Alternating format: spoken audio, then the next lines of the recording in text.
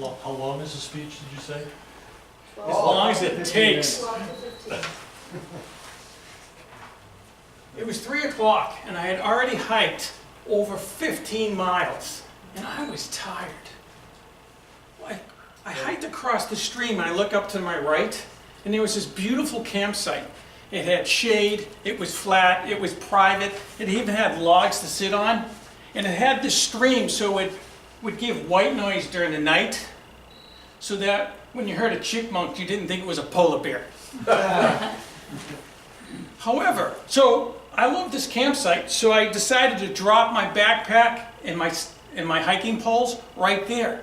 But I had talked to another hiker earlier, and they said there were some great campsites about 300 yards up by the basin, by the lakes. So I thought, well, I'll go check it out. So I start walking over there, and I'm about 100 yards out, and I see this guy just standing on the trail. And all of a sudden he turns around and goes, "Bear!" I'm like, "What?" And I look to my left, and there's a 350-pound grizzly bear 100 feet from me. Oh. Now, I didn't freak out initially, but I did feel a bit negative. I did not have my bear spray. The first time in the whole trip, I did not have my bear spray because I left it with my backpack 100 yards away. So I yelled out to the guy, "Do you have bear spray?" And I looked at him, and he had his camera in one hand and his bear spray in the other. And I felt a little better. So we looked at the bear looked at us. But then the bear ran into the woods behind the rocks and was headed for my backpack. So what do? I decided to go back towards my backpack because I want to get it before the bear gets there and gets my peanut M&Ms. But as I'm doing that, all of a sudden I see another guy coming up the trail, and he has his head down. And I'm trying to get his attention, and he looks at me and he starts waving at me, thinks that I'm saying hi to him. And I'm going, "Bear, bear, bear." But I realized something. I'm a little excited, so my Boston accent came out, and it came out, "Beer, beer, beer."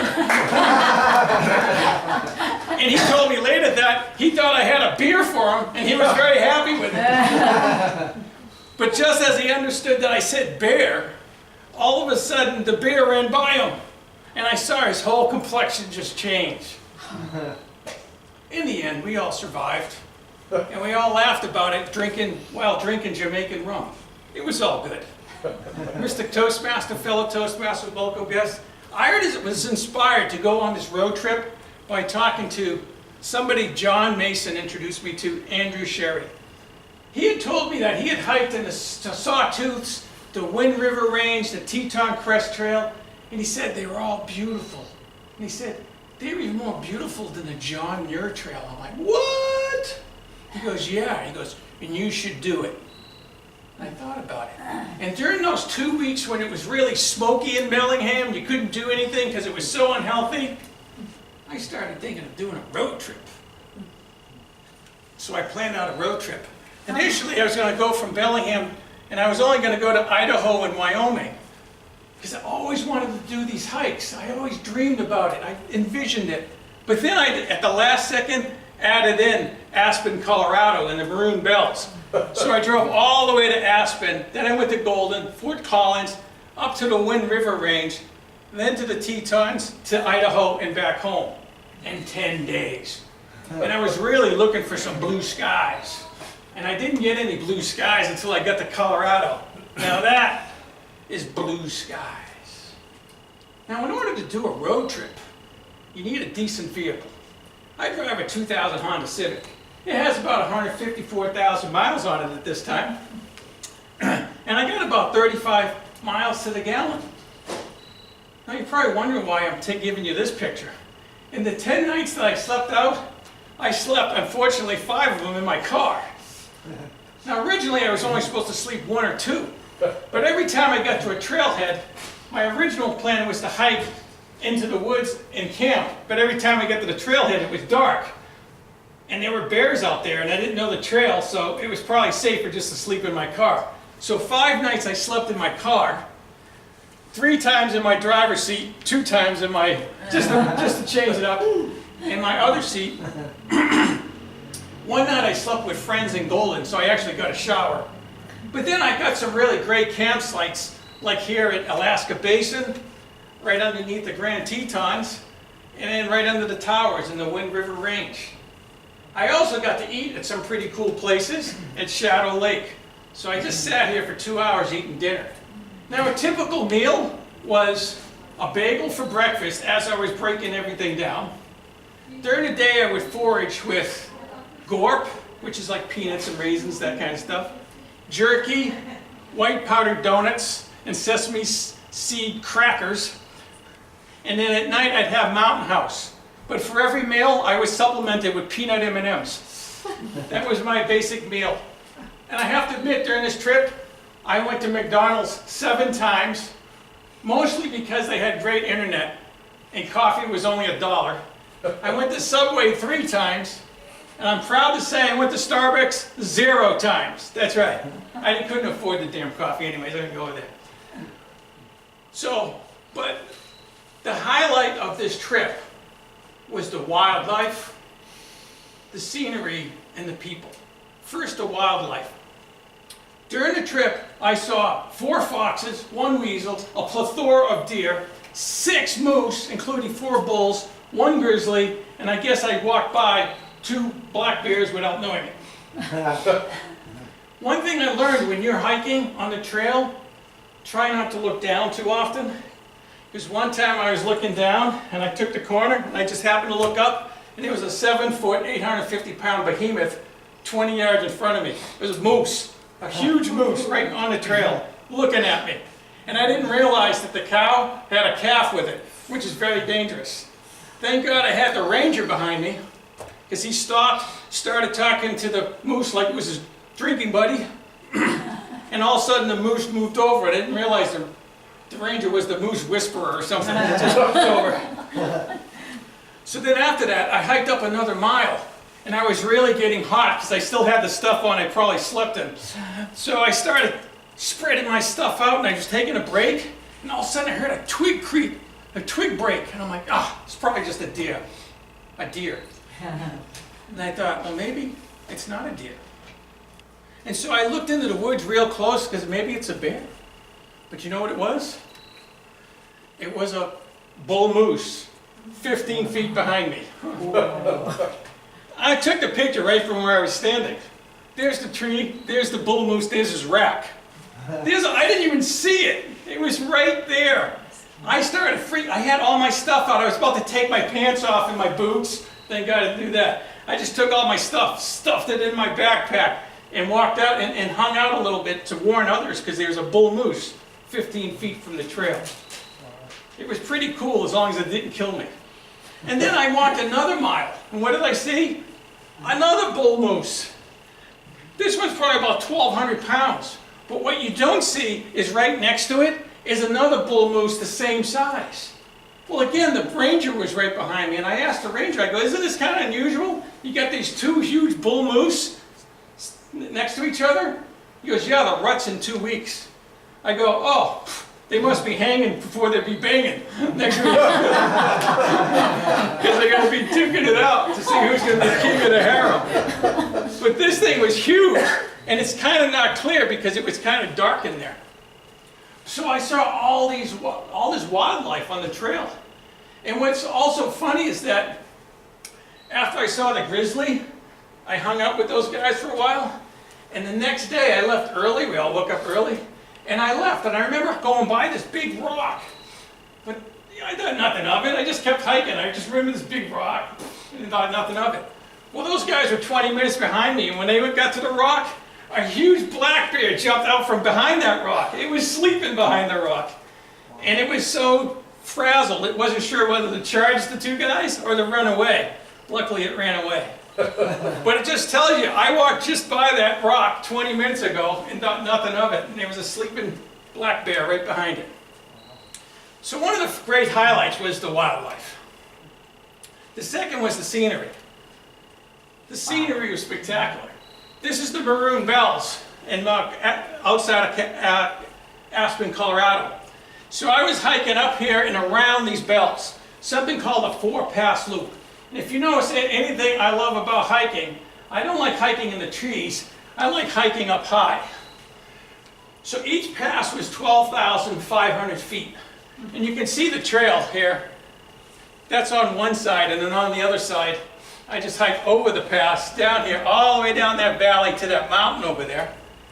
And I would just go, I would do 2 passes a day. What's that, not working? No, I'm just giving you 10 minutes. Oh, okay. I thought you were praising me. No, look. I love the mountains too. So each day I did 2 passes. It was absolutely beautiful. Notice, I had no thunderstorm issues. Colorado has all thunderstorms every afternoon. Not when I'm there. It was perfectly blue. Look at those blue skies. And then the next day I went over another pass. And I just kept on going over passes. They were beautiful. This hike was quintessential Colorado. Outstanding. It was really beautiful. And this is the final pass. Because this is actually the Maroon Bells from the side. So the first was the Maroon Bells, and I was there. I did it in 2 days. It was 24 miles. Absolutely beautiful hike. And people phenomenal. And from there I went to the Wind Range because I heard all about the towers. They're absolutely beautiful. A lot of granite here. Pretty cool. But then I hiked down the Lonesome Lake. And I was lonesome because I was the only person there. There was no one for miles. It was beautiful. Look at the blue sky. I just kind of hung out there. There was just beautiful mountains all the way around me. From there I went up a big pass and then I hiked behind those mountains down these little prairies here. And there were also beautiful lakes everywhere in the Wind Mountain Range. It was really, really, really beautiful. From there, I went to the Teton Crest Trail. So everyone knows the Grand Tetons. I wanted to hike around the Tetons.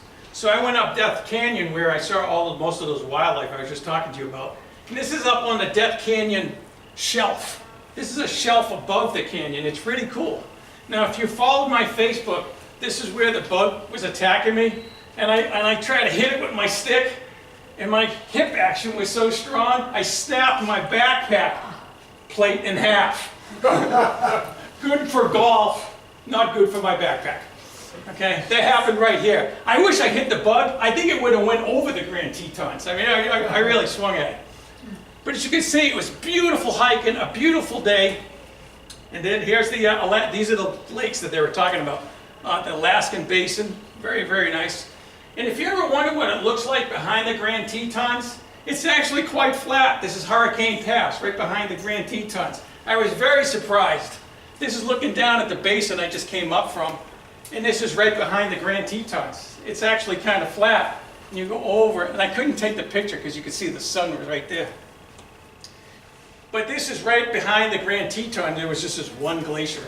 And there's just little lakes and stuff behind the Grand Tetons. And then you hike down this valley to the circuit. This is Solitude Lake. And what's cool about this picture is I'm taking this picture there, and I'm going to show you the picture from right there. Boom. That is a beautiful picture. So that's the Grand Tetons from Solitude Lake. The other picture was taken in the shade of this tree over there.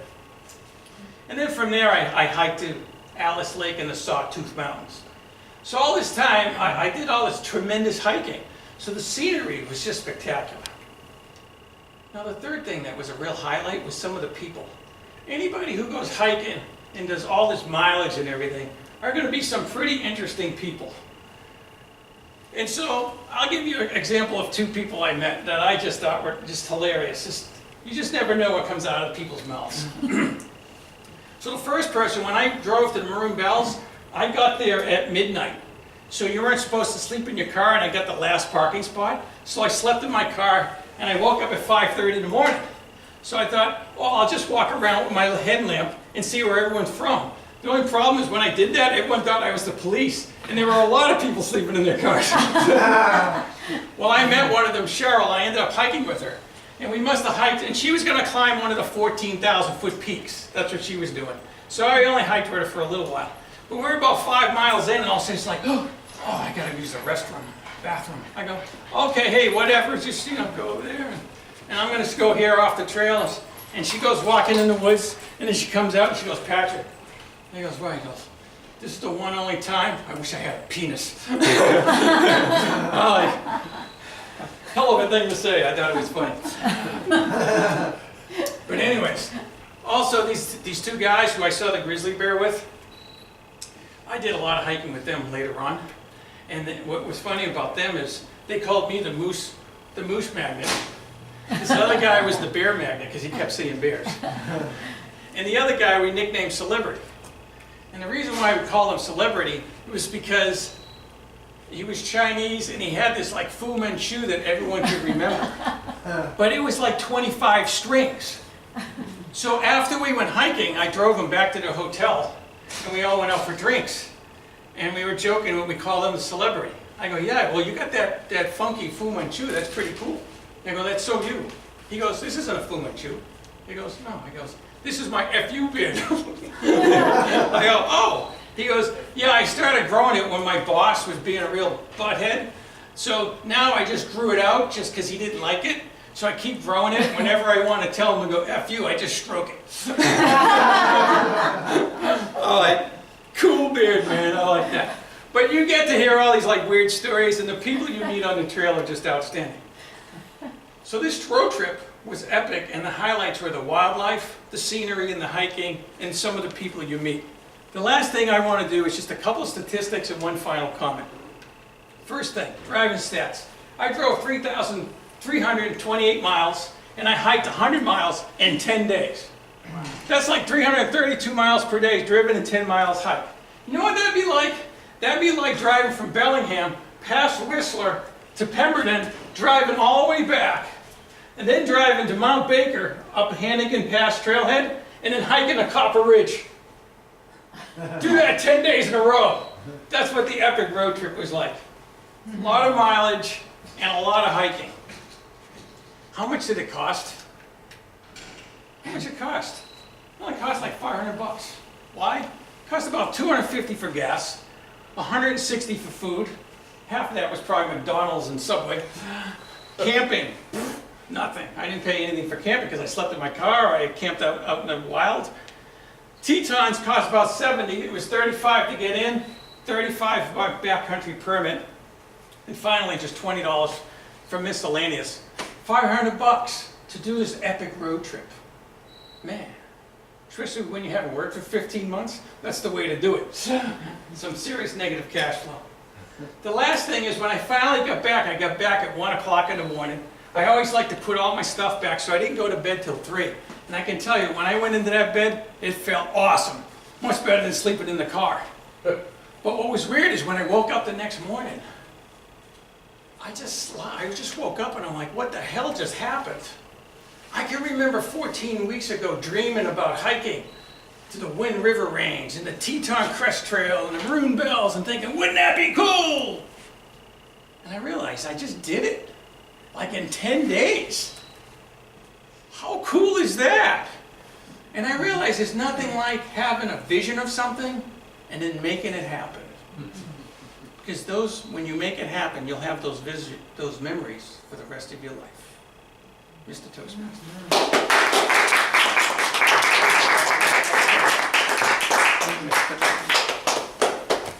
I just